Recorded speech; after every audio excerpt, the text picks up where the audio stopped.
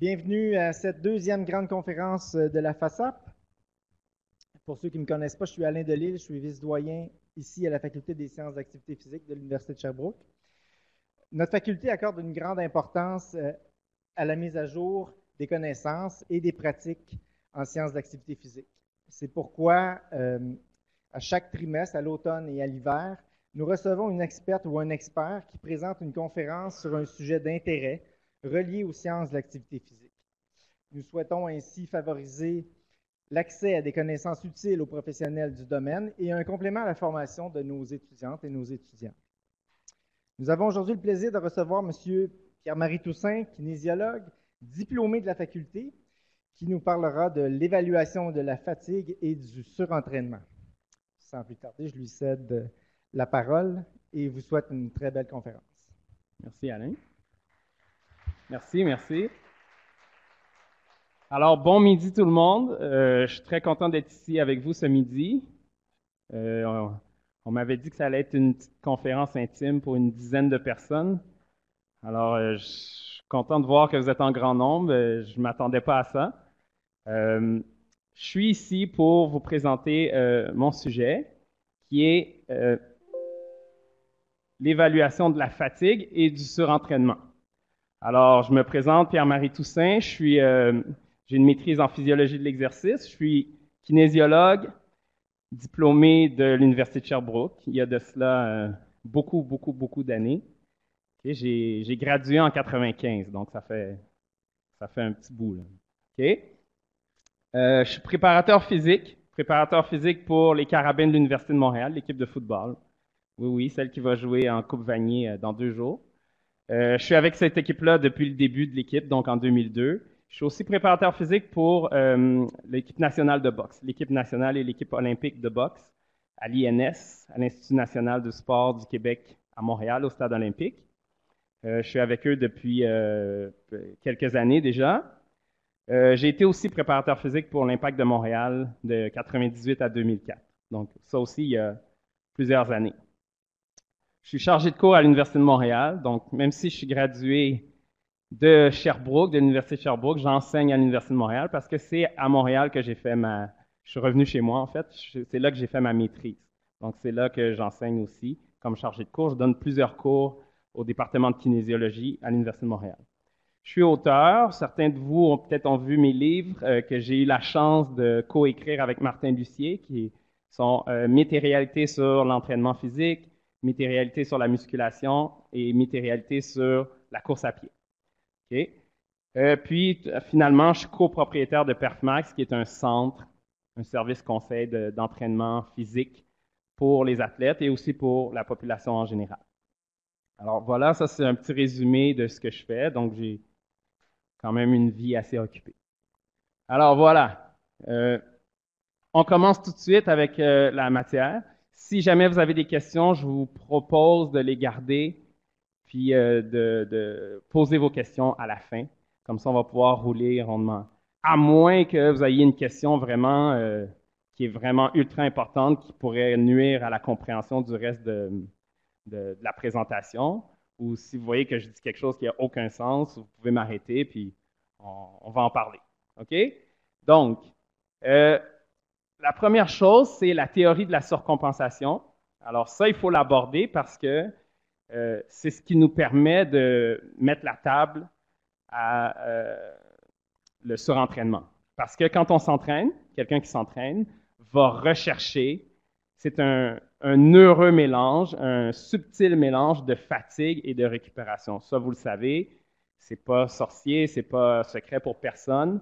Vous savez très bien que s'entraîner, c'est créer un stress, créer une fatigue, qu'il faut ensuite, suite à cette fatigue-là, suite à ce stress-là, récupérer pour avoir une surcompensation, c'est-à-dire qu'on va augmenter nos qualités, nos aptitudes, nos ressources au-delà de notre niveau initial. OK? Et là, on va avoir une surcompensation. Idéalement, on voudrait refaire une autre séance au moment où on est surcompensé, parce que c'est là qu'on performe le mieux. Donc, ce serait l'idéal pour placer une autre séance et ainsi de suite. Donc, je place une autre séance, je recrée une fatigue, je suis en dessous de mes valeurs initiales au niveau de mes aptitudes physiques. je récupère, et ainsi de suite. À mesure que je progresse là-dedans, j'ai une progression ici dans mes qualités physiques qui sont au-delà du niveau initial, et j'ai un nouveau niveau initial qui va être ici, et ainsi de suite. Okay, donc, c'est très subtil entre est-ce que je crée assez de fatigue, parce qu'évidemment, si je ne crée pas assez de fatigue, je n'aurai pas une grande surcompensation. Donc, je veux une certaine fatigue, c'est voulu, et je veux aussi une bonne récupération pour augmenter, pour avoir la surcompensation. Si je crée une bonne fatigue qui est voulue, mais que je n'avais pas assez de récupération, ça reprendrait ici, donc en dessous de mon niveau initial.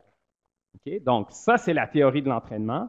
C'est ce qui est à la base de l'adaptation, puis la raison pour laquelle on s'entraîne. C'est pour améliorer ses qualités. Donc, on fatigue, on stresse, notre corps s'adapte par la récupération et augmente ses capacités. C'est comme ça qu'on devient meilleur, qu'on obtient une plus grande force, une meilleure capacité aérobie, et ainsi de suite.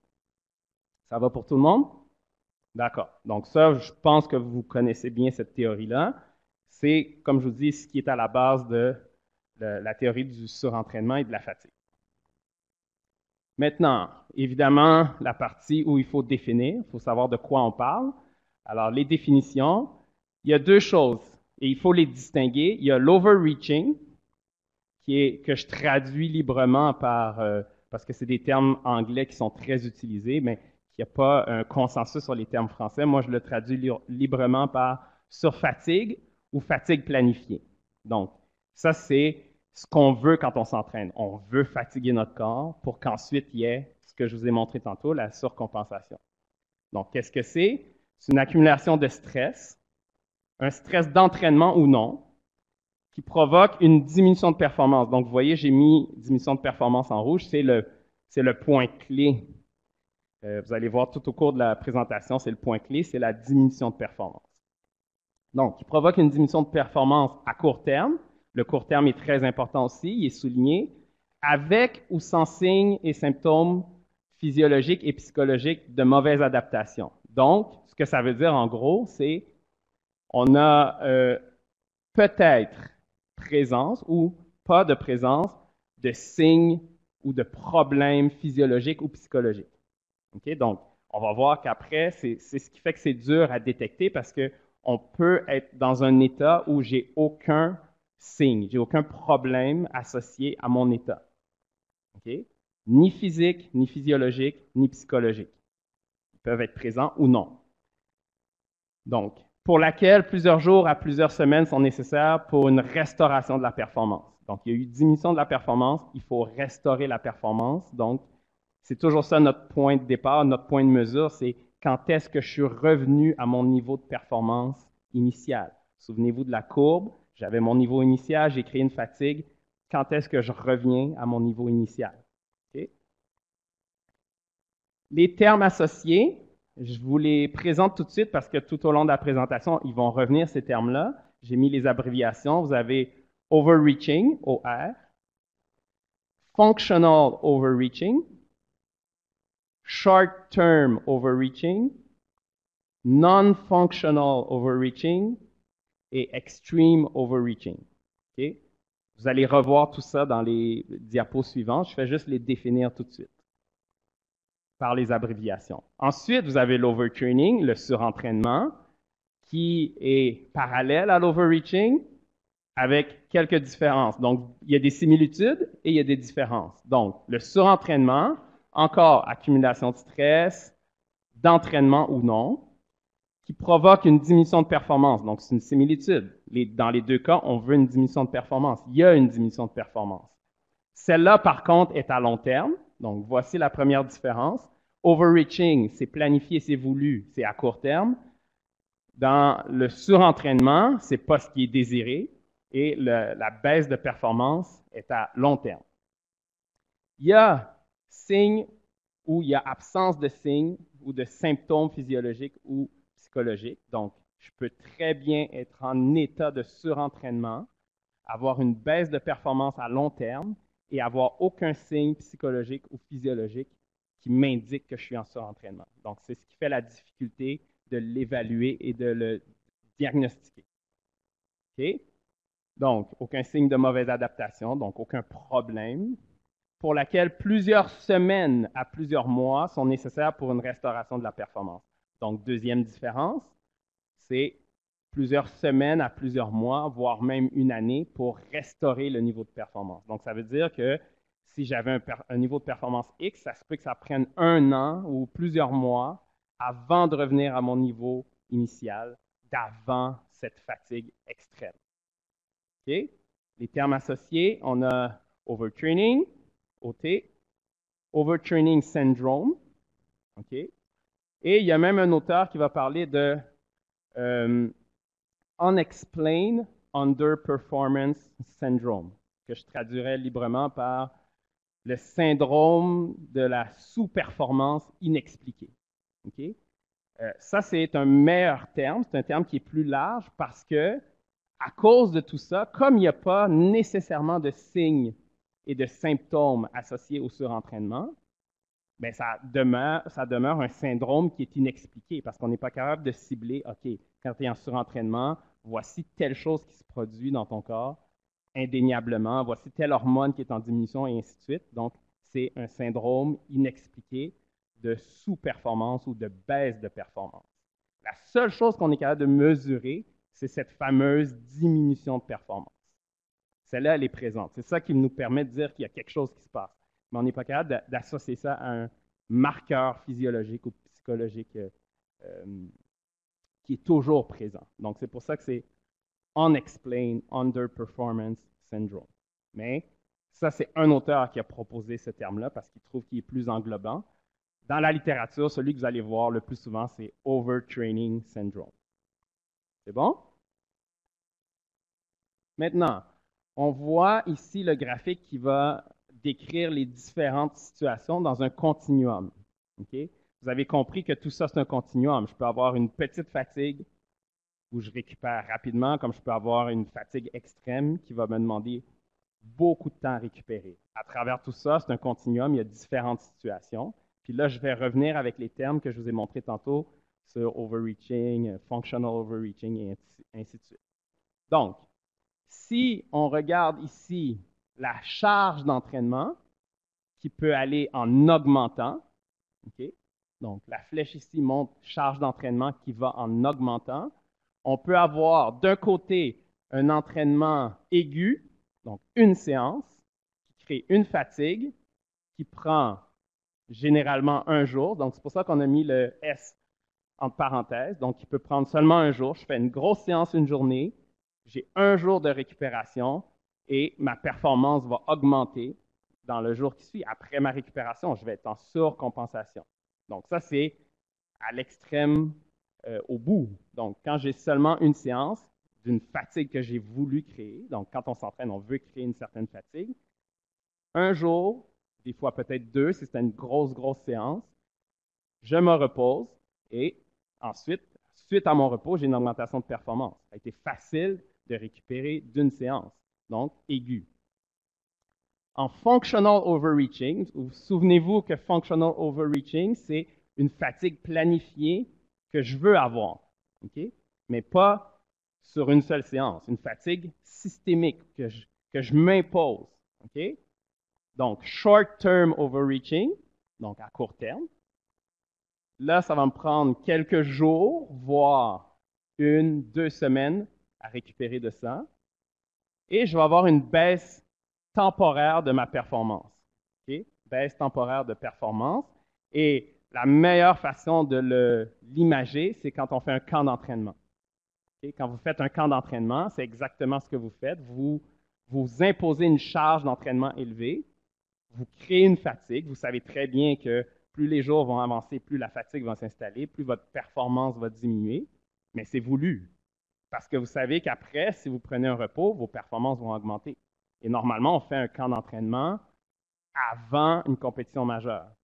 Je vous donne un exemple. Quand j'ai voyagé avec l'équipe nationale de boxe pour les Jeux du Commonwealth en Australie, on est arrivé 16 jours avant le début des compétitions. On a fait un camp d'entraînement de 10 jours avec une grosse charge d'entraînement, légèrement supérieure à ce qu'ils subissent normalement. Puis on a pris 6 jours de repos avant le début des compétitions. Donc, c'est planifié, c'est voulu. 10 jours d'entraînement, deux séances par jour. Ensuite, 6 jours de deload où on diminue de beaucoup la charge d'entraînement, donc du repos actif. Puis ensuite, 10 jours d'entraînement, 6 jours de repos, et ensuite compétition, début des compétitions, jeu du Commonwealth. Okay? Donc ça, c'est un camp d'entraînement, c'est un functional overreaching, c'est une fatigue qu'on s'impose, planifiée, sachant très bien qu'après le repos, il va y avoir une hausse de nos performances. Alors ça a bien fonctionné. Dans ce cas-ci, on est allé là avec 7 boxeurs, on est revenu avec 6 médailles pour le Canada. Yeah! OK? Donc, tout le monde était en bon état, tout le monde avait bien récupéré, tout le monde était en mesure de livrer une performance au-delà à la mesure de leur capacité, parce que personne n'était fatigué. Le 6 jours de récupération a été suffisant pour revenir en état de surcompensation. Ensuite, on a un non-functional overreaching, qu'on peut aussi appeler extreme overreaching, qui là va prendre des semaines ou des mois. OK? Donc, c'est comme si je disais, là, je vais faire un camp d'entraînement, mais j'en fais trop. Mon camp d'entraînement est trop long et il est trop chargé, trop intense. Et là, je me mets dans une situation qui est plus problématique, où je vais avoir besoin de plusieurs semaines pour récupérer. Donc, si je reprends mon exemple de tantôt, si on était arrivé plus tôt, puis on avait surchargé les athlètes, puis on avait dit, OK, on prend le 6 jours de repos, ça n'aurait pas été suffisant. Donc, tout le monde aurait été en état de sous-performance. Okay? Donc, comme celle-là, c'est un non-functional overreaching ou extreme overreaching, comme elle prend plusieurs semaines, voire plusieurs mois, mais ce n'est pas adapté parce qu'on a rarement un camp d'entraînement où on va prendre un repos de plusieurs mois après. Okay? Donc là, on se place en situation où on a un plafonnement des performances ou même une diminution. Okay? Trop de fatigue sur une trop longue période de temps et pas assez de repos pour contrer cette fatigue-là. Parce qu'on ne va pas prendre autant de repos. Si on se donne un 6 jours ici, qui va très bien dans un contexte de compétition, on ne pourra pas prendre plusieurs semaines, plusieurs mois pour aller à une compétition. Donc là, j'ai une baisse de performance, j'ai un plafonnement et je ne suis pas en situation idéale optimale pour performer. Et au bout complètement, à l'extrême, j'ai l'overtraining syndrome, où là, j'en fais trop sur une très longue période de temps. Donc, ça peut être sur 1 an, 2 ans, où j'en fais toujours trop, où je récupère jamais assez, où ma courbe de surcompensation remonte jamais au-delà de mon niveau initial, et je fais juste accumuler de la fatigue, semaine après semaine, mois après mois, et là, je tombe dans un overtraining syndrome, où là, ça me prendrait des mois avant de revenir à mon niveau initial. N'oubliez pas que c'est ça qu'on mesure. Est-ce que je suis revenu à mon niveau initial? Et clairement, une baisse de performance qu'on est capable de mesurer. Ça va être l'élément qu'on va voir tantôt. C'est est-ce qu'on mesure cette baisse de performance-là? OK? Donc, la prévalence du surentraînement, est-ce que ça arrive? Est-ce que c'est un mythe? Okay? Ça, c'est une phrase qu'on entend souvent on entend souvent dire par les personnes qui sont des adeptes d'entraînement intense, qui vont dire le surentraînement, ça n'existe pas. C'est juste que tu ne récupères pas assez. Okay? Donc, allons voir ce que la littérature dit sur la prévalence. Okay? On dit que le pourcentage augmente avec le nombre d'années de la carrière sportive. Est-ce que c'est logique de dire que plus ça fait longtemps que je fais du sport, plus il y a de risques ou plus il y a de prévalence de surentraînement? Est-ce que c'est logique de dire ça? Est-ce qu'on ne devrait pas plutôt voir, si ça fait longtemps que je fais du sport, je me connais bien, je devrais être capable de connaître combien de récupération j'ai besoin et combien d'entraînement j'ai besoin. Okay? Alors, pourquoi vous pensez que le pourcentage augmente avec le nombre d'années? L'accumulation et l'augmentation de niveau. Okay? C'est les deux, l'accumulation de toutes les années et l'augmentation de niveau. Quand je suis débutant, la plupart du temps, on me donne un entraînement qui est plutôt conservateur parce que je suis débutant. On sait très bien que je ne peux pas accepter une grande charge.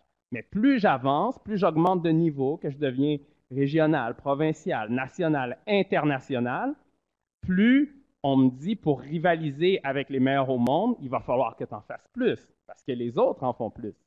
Okay? Quand tu arrives au niveau olympique, puis que tu sais que tu vas affronter les meilleurs au monde, ben, tu te dis, ben, les autres font ça, il faut que j'en fasse plus aussi pour rivaliser avec eux. Donc, plus ça fait longtemps que tu es en carrière, plus tu augmentes de niveau, plus tu en fais et plus tu es à risque de surentraînement en essayant de matcher, permettez-moi l'expression, matcher ce que les autres font à travers le monde pour être aussi bon.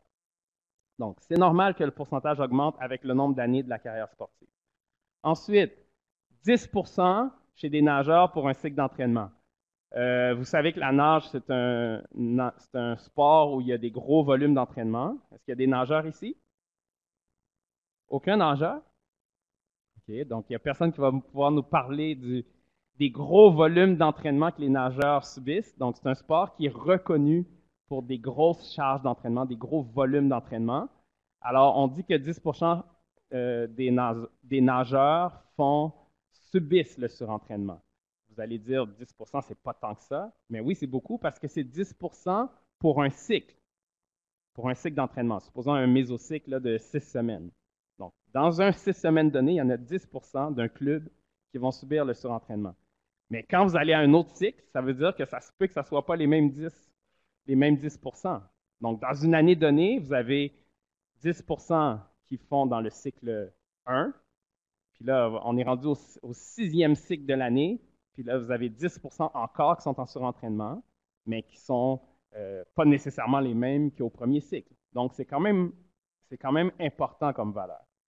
La valeur la plus répandue dans la littérature, c'est qu'on dit qu'environ 30 à 35% des athlètes subissent le surentraînement. Donc, ça, c'est un chiffre quand même qui est assez important. On parle d'un tiers. Ça veut dire sur chaque 3 personnes, il y a un athlète qui subit le surentraînement à un moment donné ou à un autre de sa carrière. Je vais juste compléter mon dernier point.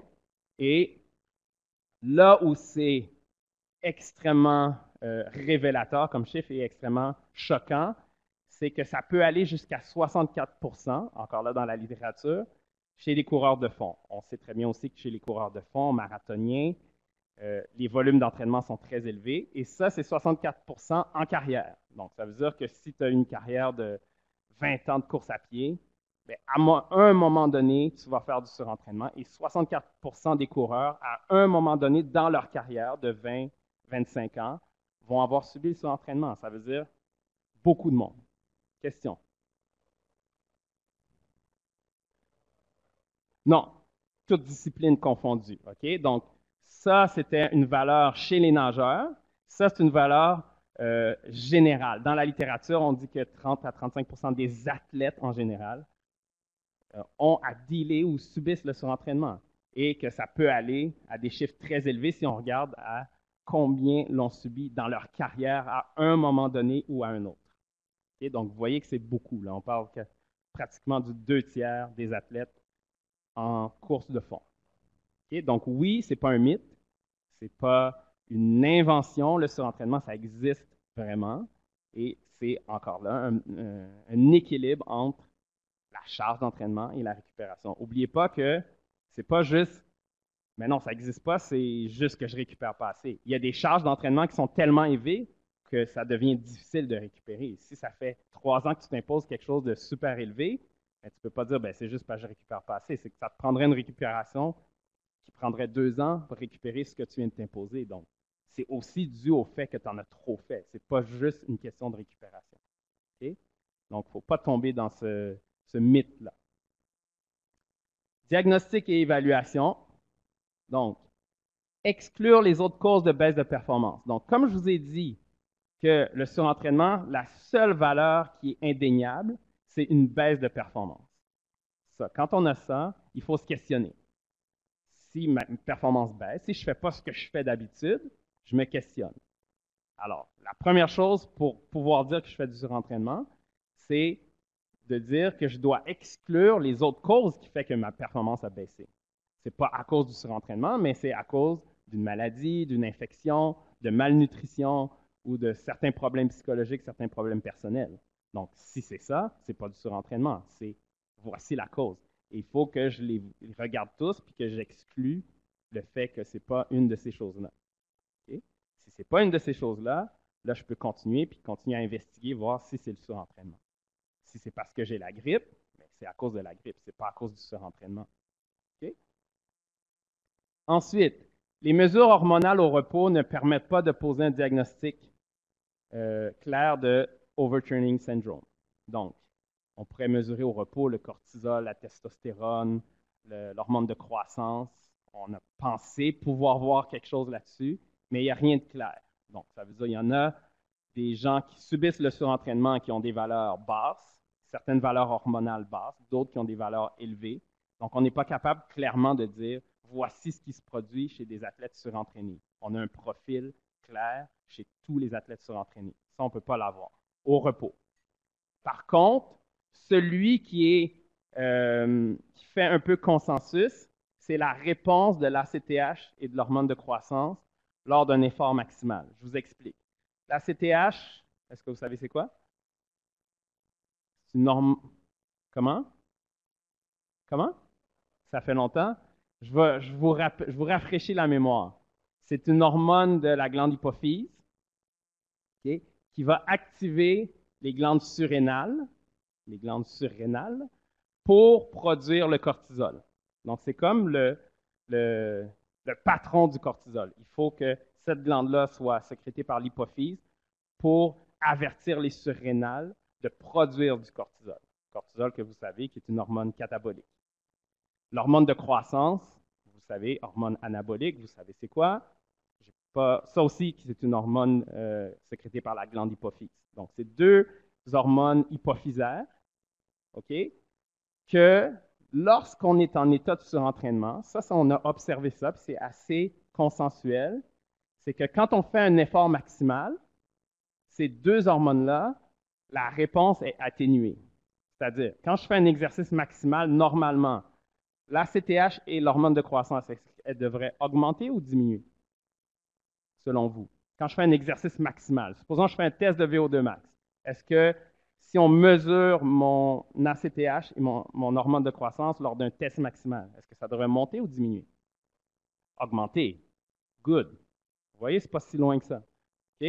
Donc, ça devrait augmenter à l'effort maximal.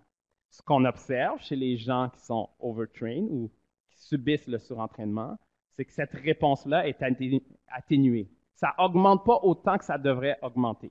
C'est ça que ça veut dire. Ça n'augmente pas autant que ça devrait augmenter. Et ça, c'est quelque chose qu'on voit de façon généralisée chez les athlètes en surentraînement. Donc, voici un marqueur hormonal sur lequel on pourrait se baser, selon la littérature, pour dire on soupçonne le surentraînement parce qu'il y a une réponse atténuée de l'ACTH et de l'hormone de croissance dans un effort maximal. Il faut que ça soit un effort maximal. Puis qu'on voit que ça n'augmente pas autant que ça devrait augmenter.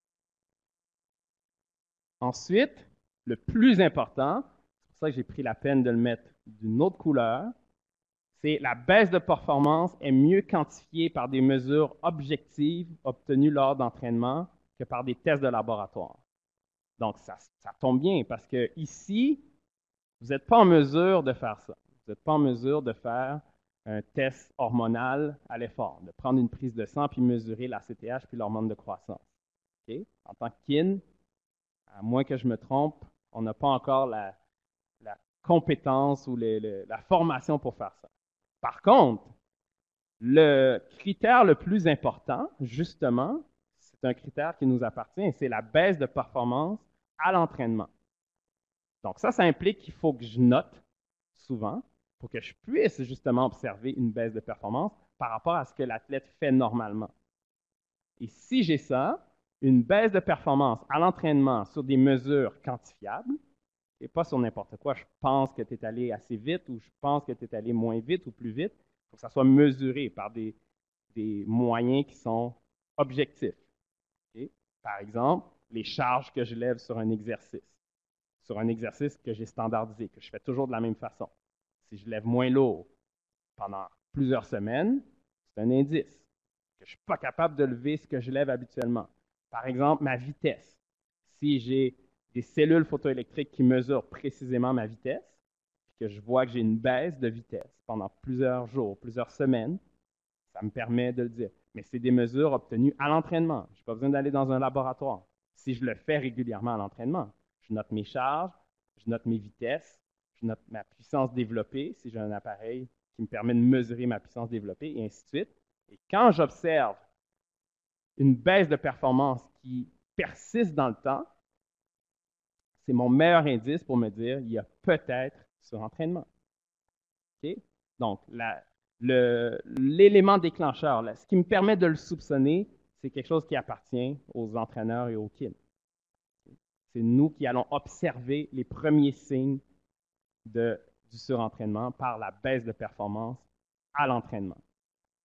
Mais il faut bien mesurer, il faut avoir des trucs objectifs à même l'entraînement. OK. Diagnostic et évaluation, on arrive près de la fin. Il existe plusieurs tests psychologiques et ceux-là sont considérés efficaces et valides pour confirmer le surentraînement. Donc, on a une baisse de performance qui persiste dans le temps, qu'on a mesuré à l'entraînement, qu'on a bien vu, on ne lève plus comme avant, on ne court pas aussi vite qu'avant, on ne performe pas aérobiquement autant qu'avant. Maintenant, on fait des tests psychologiques qui vont permettre d'apporter une autre preuve. Okay? Il y en a plusieurs.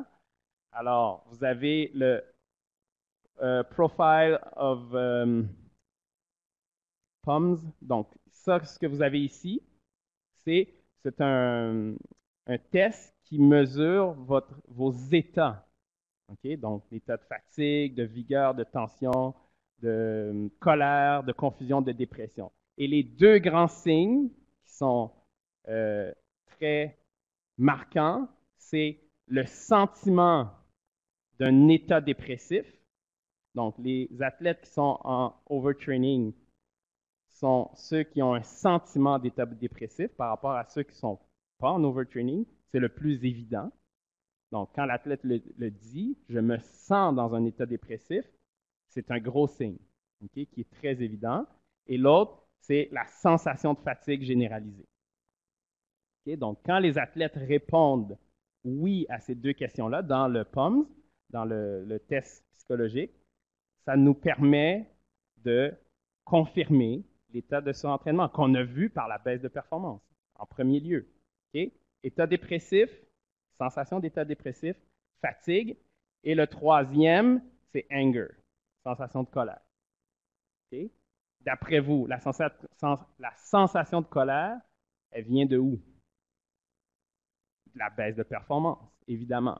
Alors, tu es un athlète, plus tu sous-performes, plus ça te met en... Je ne le dirai pas. OK? Donc, c'est pour ça que cet indice-là, lui aussi, est très élevé parce que tu es dans un cercle vicieux. Tu travailles fort, tes performances diminuent, ça ne va pas comme tu veux, tu es en colère, tu en mets plus, tu fatigues plus, et ainsi de suite. OK? C'est ça le syndrome. Donc, lui aussi, c'est un indice important. Vous avez d'autres tests psychologiques, TDS et RESTQ. Ça, c'est Recovery Stress Questionnaire. Ça, c'est le plus utilisé. Okay? Donc, vous pouvez noter ça. Ceux qui veulent aller chercher, il y a un manuel. C'est un gros test qui comporte 77 questions sur 19 items différents. Alors, ça vient avec un livre carrément pour pouvoir l'administrer, le comprendre et l'analyser, analyser les réponses de ce test-là. Mais retenez ça, c'est le plus utilisé, le Recovery Stress Questionnaire Sport, la version sport, parce qu'il y a plusieurs versions de ce questionnaire-là. Il y a une version pour les gens au travail, il y a une version pour les adolescents et ainsi de suite, mais le sport, c'est pour les athlètes. Et ça vous permet de l'administrer et d'avoir vos mesures. Okay? C'est le plus répandu dans la littérature, c'est le plus utilisé. Les questions ont rapport à la récupération et au stress que tu subis. Donc, qu'est-ce que tu subis comme charge d'entraînement, de stress familiaux, de stress de la vie au travail, et aussi tes habitudes de récupération. Comment tu manges, comment tu dors, et ainsi de suite. Puis après ça, avec ça, ça nous permet d'avoir une idée claire de ton ratio entre ton recovery, ta récupération, et ton stress. Comment tu manages, comment tu gères le stress que tu t'imposes. Okay? Donc, les tests psychologiques sont considérés efficaces et valides. Donc, nous donnent une bonne indication quant au surentraînement. Toujours pour supporter la baisse de performance. Toujours à utiliser aussi la perception à l'effort. Donc, la perception à l'effort, quand je suis surentraîné, pour une même séance, je vais me sentir plus fatigué. Ça va représenter un plus grand effort. Donc, la même course à 14 km/h que je fais toujours, même 30 minutes à 14 km/h que je fais toujours, m'a l'air beaucoup plus difficile avec une échelle de perception. C'est très simple comme outil de mesure. Vous savez, c'est quoi une échelle de perception d'effort? Alors, ce qui avant, je le percevais comme 7 sur 10 comme effort, mais là, je le perçois comme 9 sur 10. La même vitesse, le même effort. Ça aussi, c'est un outil qui est très intéressant à utiliser. Quand ça devient plus difficile de faire les mêmes choses, c'est facilement parce qu'il y a un problème là qui peut nous amener au surentraînement. OK? Ici, dans les 5 minutes qui me restent, je vous montre un peu la démarche. Okay? Je n'irai pas en détail, mais c'est une démarche où on va exclure. Okay? Vous vous souvenez, au début, je vous ai parlé de quand il y a une baisse de performance, il faut exclure les autres raisons pour lesquelles on pourrait avoir une baisse de performance. C'est celle-là qui va nous amener à dire, OK, on pense que c'est du surentraînement. Alors, la première chose, c'est il y a une baisse de performance. Si c'est non, si je n'ai pas de baisse de performance, je n'ai pas de problème. Donc, je ne vais pas plus loin. C'est pas de surentraînement. Si j'ai une baisse de performance, je continue.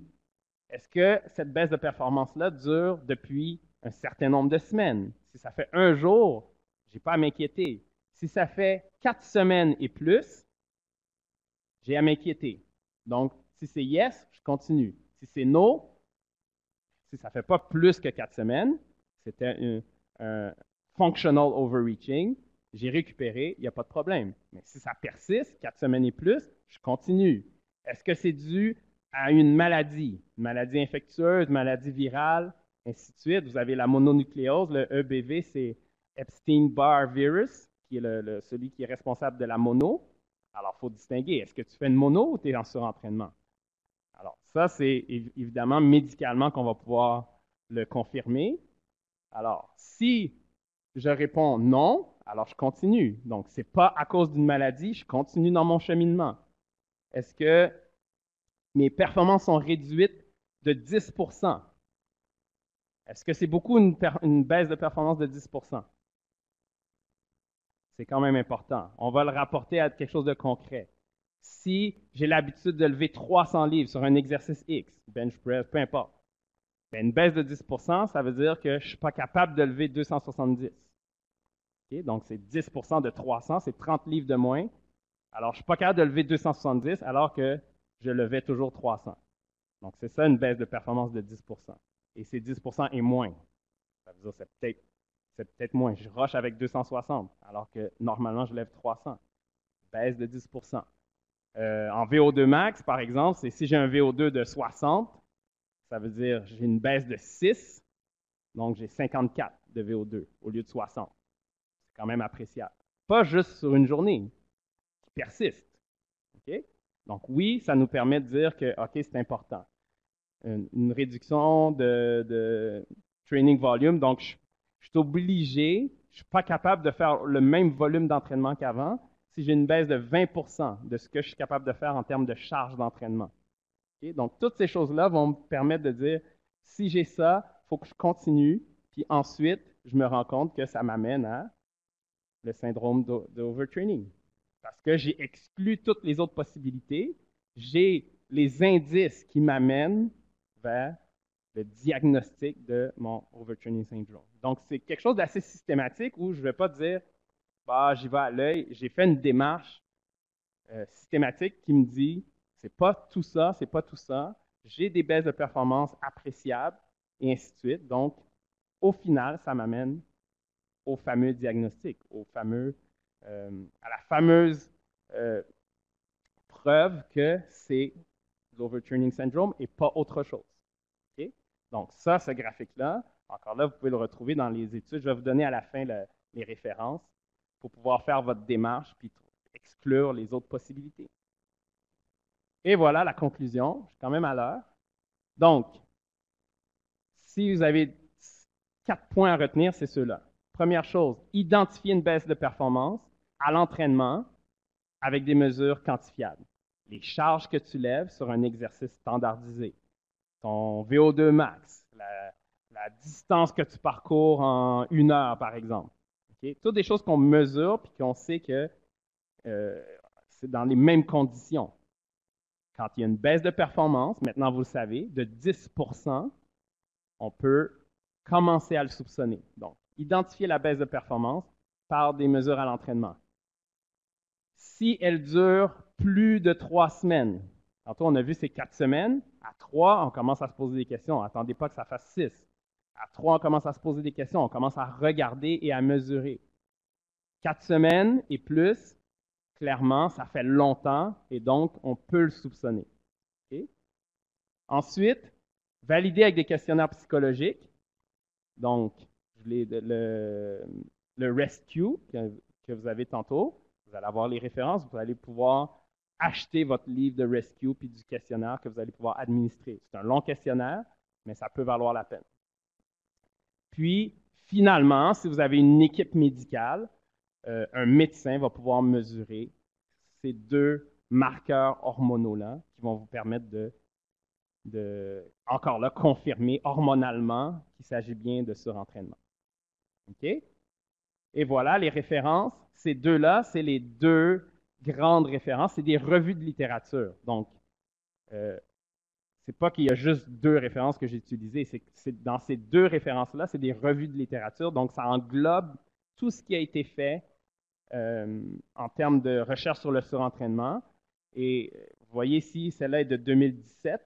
L'autre, c'est un consensus de European College of Sports Science, puis l'ACSM, que vous connaissez bien, l'American College of Sports Medicine. Donc, se sont mis ensemble. Ils ont fait la revue de littérature, puis ils ont fait des recommandations et des guidelines, des recommandations et des consensus sur ce qu'on observait dans ce domaine. Alors, dans ça, vous avez tout. Vous avez aussi les tests psychologiques, vous avez la démarche, comme je vous ai montré, pour exclure les autres options qui vont vous permettre de pouvoir cheminer là-dedans. Merci de m'avoir écouté. Si jamais vous avez des questions, je suis... Merci, merci Pierre-Marie. Merci d'avoir respecté le temps. Ça nous permet justement de prendre des questions pendant quelques minutes. Je vous demanderai, si vous avez une question, d'attendre qu'on vous apporte un micro. Comme ça, les gens qui sont à distance vont pouvoir entendre vos questions.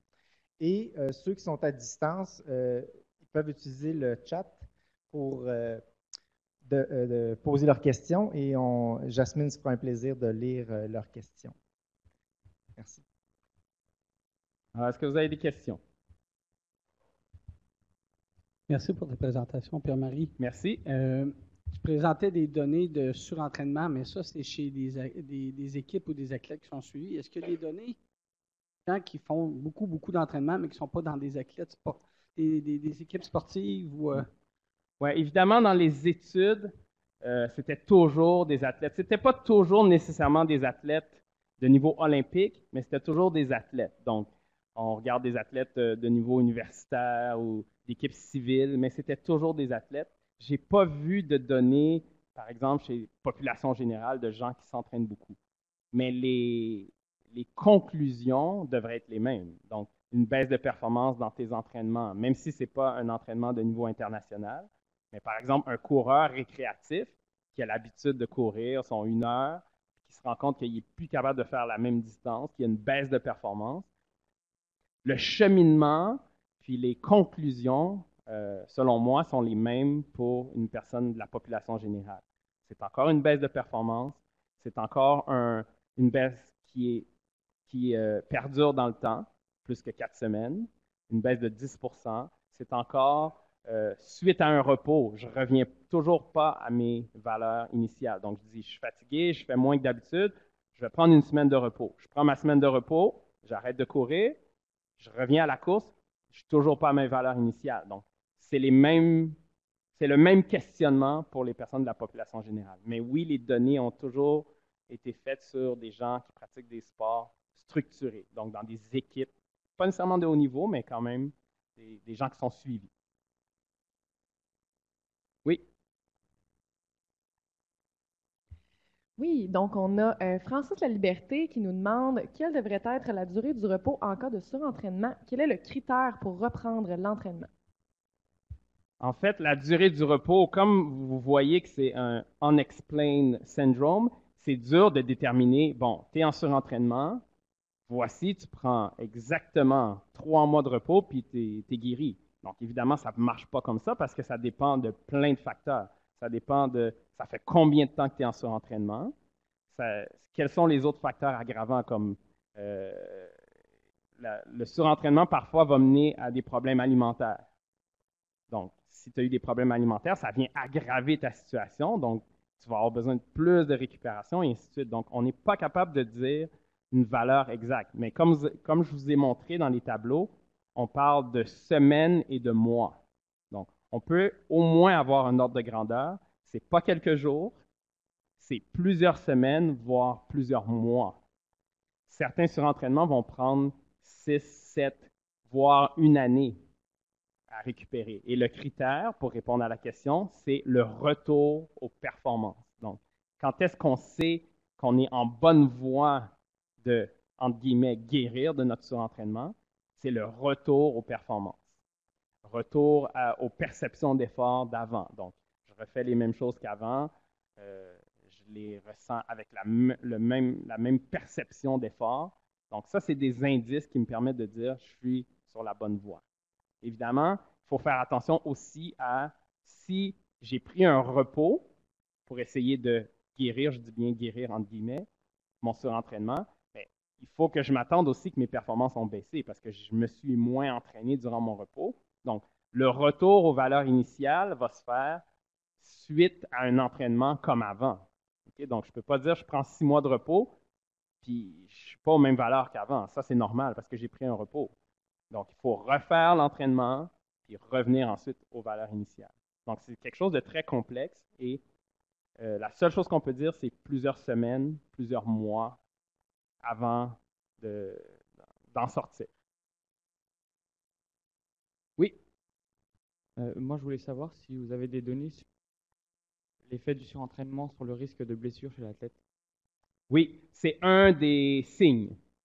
OK? Donc, je ne les ai pas montrés ici. Dans les signes que vous pouvez facilement voir de surentraînement, vous avez perturbation du sommeil, vous avez troubles alimentaires, et dans un de ces signes-là, il y a aussi une plus grande prévalence de blessures. Donc, les gens vont se blesser plus facilement. On n'a pas de données de pourcentage, mais quand un athlète se blesse à répétition, surtout des blessures de surusage, on peut commencer aussi à voir ça comme un signe qui vient confirmer un surentraînement. Comme toutes les autres, comme le manque de sommeil, comme les troubles du sommeil, les troubles alimentaires, et ainsi de suite. Donc, on va voir des blessures qui reviennent, qui se répètent. Donc, oui, c'est un des signes. Donc, on a Mathieu Filion qui voudrait savoir que faire s'il n'y a pas de baisse de performance, mais uniquement une stagnation de la performance à long terme.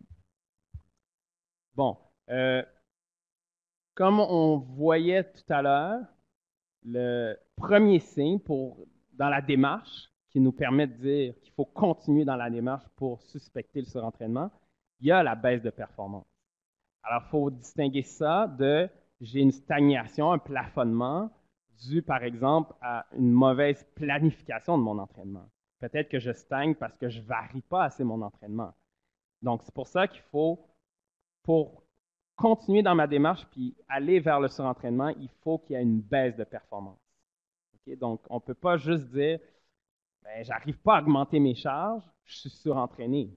Non, peut-être que tu devrais juste changer tes entraînements, aller explorer d'autres méthodes d'entraînement qui vont faire que tu vas t'améliorer. Il faut qu'il y ait vraiment une baisse de performance pour aller continuer à investiguer sur le surentraînement. Sachant que l'individualisation peut être une façon de gérer potentiel surentraînement, comment tu gères l'entraînement au sein d'une équipe? C'est un grand défi. C'est un grand défi.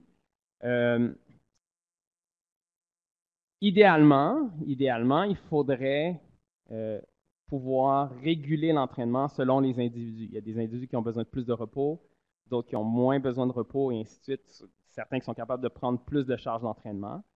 Alors, idéalement, il faut personnaliser l'entraînement pour les membres de l'équipe. C'est extrêmement difficile à faire. Il y a des contextes d'équipe où la personnalisation est mal vue. Comme par exemple, si je travaille avec une équipe de soccer, puis que je dis, OK, toi, tu es fatigué, aujourd'hui, tu ne fais pas l'entraînement, les autres, vous avez de la course à faire, puis qu'ils haïssent ça, c'est très mal vu parce qu'ils vont dire, pourquoi lui, il n'a pas à le faire? T'sais? Mais c'est ce qu'il faudrait faire idéalement. Il y a des petits trucs qu'on peut utiliser. Faire des groupes, par exemple, des groupes selon les objectifs, des groupes selon le niveau de fatigue. Dire, bon, ce groupe-là, vous êtes ensemble, parce qu'on ne peut pas individualiser pour les 18 athlètes d'une équipe, mais on peut faire des sous-groupes entre ceux qui sont capables d'en prendre plus, ceux qui en prennent moins, ceux qui sont plus fatigués, moins fatigués, et ainsi de suite. Mais ça reste toujours un défi parce que c'est pas super bien vu dans les sports d'équipe de dire que eux, ils en font moins, puis eux, ils en font plus. Des fois, c'est vu comme une punition. Mais idéalement, moi, c'est ce que je ferais.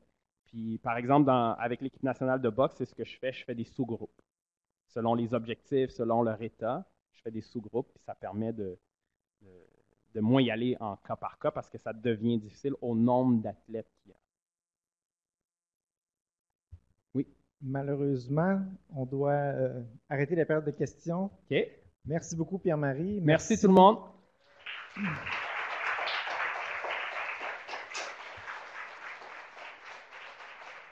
Et meilleure des chances à l'équipe des Carabins. Merci, merci.